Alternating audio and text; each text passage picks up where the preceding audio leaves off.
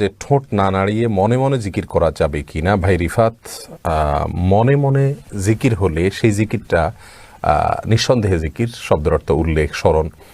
কিন্তু কোরআন এবং সুন্নাহ যেখানে বিশেষ কিছু বাক্য, দোয়া, জিক্রের ভাষ্য উল্লেখ আছে, রীতিমতো ভাষা উল্লেখ করে দেওয়া আছে, লা ইলাহা ইল্লাল্লাহ, সুবহানাল্লাহ, আলহামদুলিল্লাহ, আল্লাহু আকবার, সুবহানাল্লাহ বিহামদি, সুবহানাল্লাহিল আযীম, কোরআনে কারীমের তেলাওয়াত, এই জাতীয় জিকির যেগুলো উচ্চারণযোগ্য, যেগুলোর ভাষ্য আমাদের কাছে আসছে, সেগুলো মুখে উচ্চারণ না করলে, ঠোঁট না নাড়লে, জিহ্বা না নড়লে, সেক্ষেত্রে এই জিকিরের সওয়াব হবে না।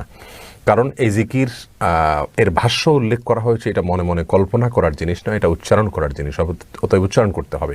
তবে আল্লাহ সুবহানাহু ওয়া তাআলার নেয়ামতের কথা, আল্লাহর কথা বা অন্যান্য বিষয়গুলো যদি কেউ মনে মনে জল্পনা কল্পনা করেন, তাহলে সেটাও এক প্রকারের জিকির। কিন্তু কোরআন হাদিসে বর্ণিত যে দোয়াগুলো আছে গদ বাঁধা, সে সমস্ত দোয়াগুলো আপনি মনে মনে স্মরণ করলে জিকির করেছেন বা সেই দোয়াগুলোর উপর আমল করেছেন, এমনটি বলা